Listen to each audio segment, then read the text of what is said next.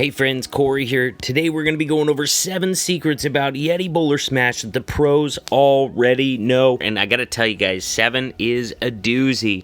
If you don't already know, it's probably going to be the most important one you're going to hear throughout this entire video. And through each of these attacks, we're going to be having several of these secrets in each one. So hang in there for the complete list of 7. Guys, look at this one first. Now this one is not even specific to Yeti Bowler Smash. You can use this trick on so many different attack strategies. If you have a drawable CC, even if you don't know what is in it, chances are you can get it killed with a baby dragon and a well-placed poison spell. Alright, look down in that composition. He's got several more barbarians to make sure to keep those troops inside the poison. This works with, obviously, Hound Ice Golem, works with various mixed CCs as well. Very powerful trick. However, be careful, it does eat up some time. Secret number 2, guys. Look at this. We got a Yeti Bomb with a Yeti Bowler Smash. Not very common, but very important for shaping the base. He's even going to be investing a rage in it because he really wants this entire section gone.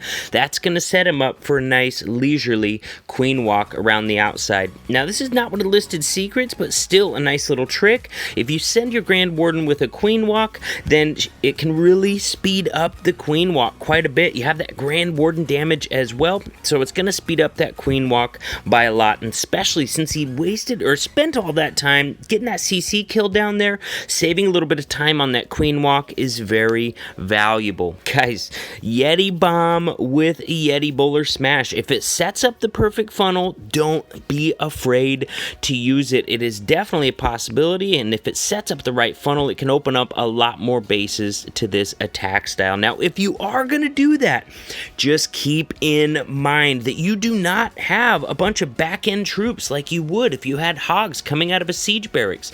Since you don't have any back-end troops, you have to be a lot more careful where you're going to play your royal champion. Watch this, how this core group's pushing in through to the side. Now he's only got a thin trail of defenses over on that side, not a whole heck of a lot of damage, plus the first 2 are still being tanked by the barbarian king. So he decides to play his royal champion right there. He's not going to go doing something silly like direct targeting a single compartment with his royal champion. That's a great way to get her fried, but we're going to talk about that more in depth in some of these other attacks. Sneaks the royal champion in on the right hand side. Remember, no backup troops whatsoever, so a heal would have been really silly in this composition, but he does have a free spell for when that single locks onto his queen. Not only that, dude, he didn't even wait.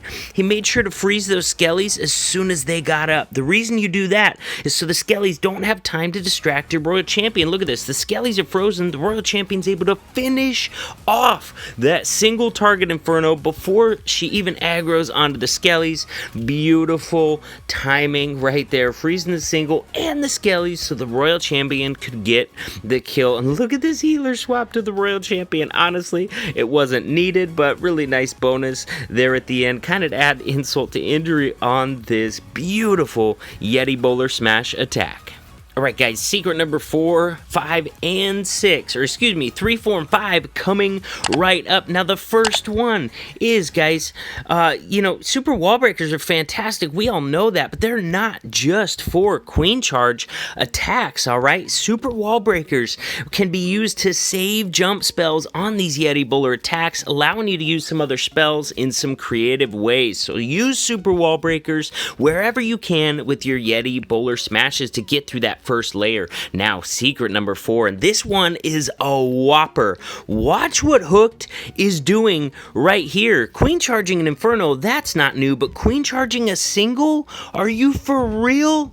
He uses a rage spell and a freeze to get it done. Now, we know there's going to be some skellies right there, but the warden's standing far enough away, he's not going to trigger them. So by freezing that Inferno, freezing the royal champion with it so she doesn't get any bright ideas, the rage spell is going to allow this Grand Warden to get that single target Inferno taken out plenty of time. The Grand Warden's range is so long, he's able to lock on and kill that enemy royal champion before he even steps into her range. So on that, he did have to invest 3 spell space, 2 for the rage, 1 for the freeze, but with just the spell space, he gets that single taken out. Not only does he get the single taken out, but he's got one hell of a funnel right here. Now, of course, he's got the siege barracks and king funneling the other side, and just like we talked about early, he's using that super wall breaker to get into that first layer. Since he had to use that rage and freeze, he really needed to conserve some spell space there. By getting through that first layer, he's got 2 more jumps.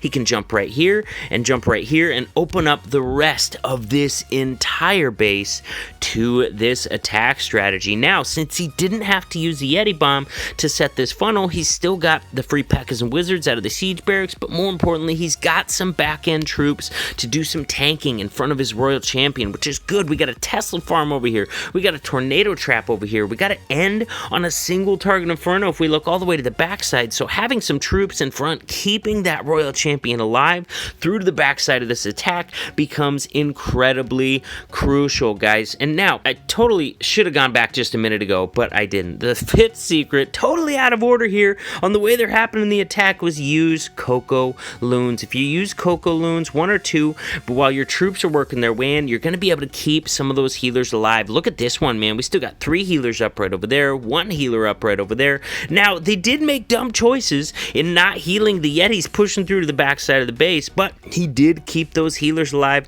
and you're going to see that here in a later attack, just how effective keeping those healers, and many of those healers alive as possible, can be.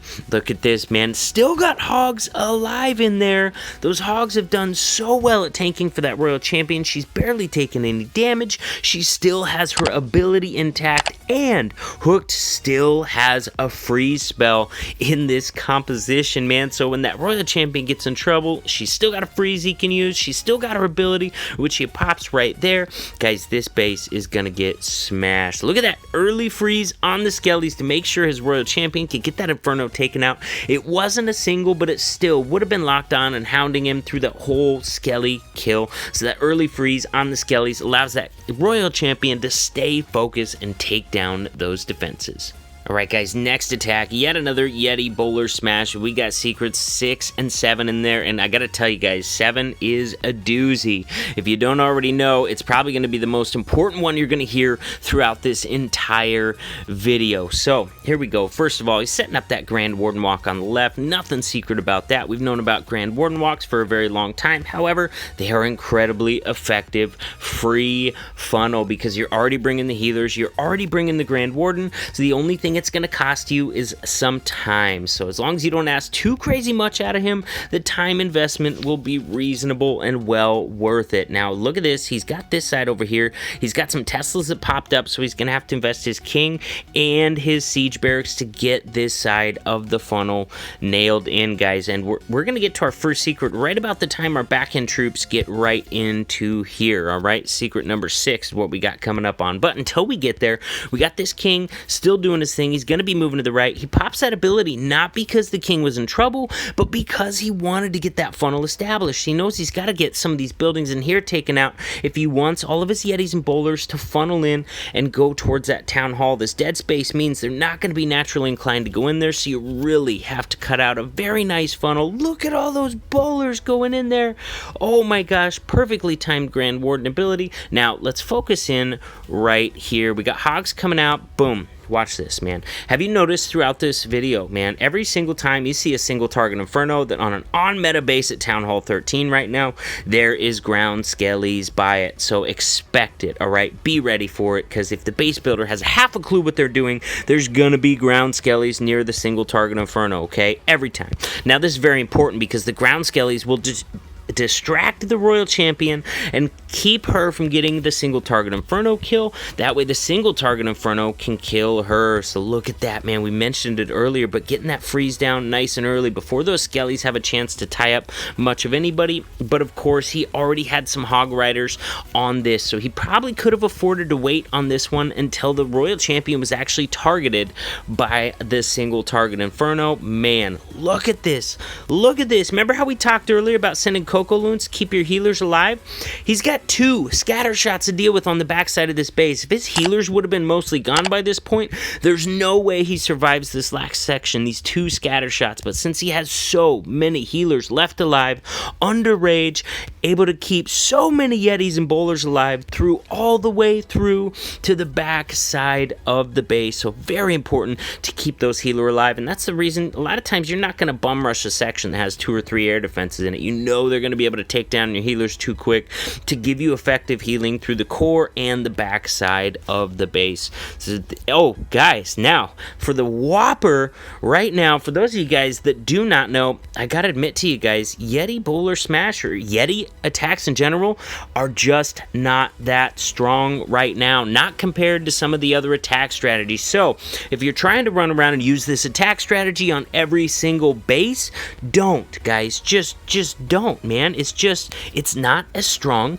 as it used to be, and that's not because of the Yeti nerf or the Yeti Might nerf back in the day. That was, not that big of a deal, honestly. The bigger part of why it's not that strong anymore is because most everybody at the higher levels has fully maxed Town Hall 13 bases, and that's the main cause that this is just not as strong as it used to be. So think of using some other attack strategies first. If you're looking for one be-all, end-all attack strategy that's going to be able to take out a huge variety of bases with a high degree of certainty and effectiveness, then I would go to the hybrid attack strategy, because unfortunately Yeti attacks are not as strong as they used to be. However, still highly effective on the right base as long as you plan for the funnel, the core pathing, and the backside. As long as you plan for those 3 things, you can still have a lot of success with Yeti attack strategies, Yeti smashes, Yeti bowler smashes, you name it, all the variations. They've all still got their place in the game,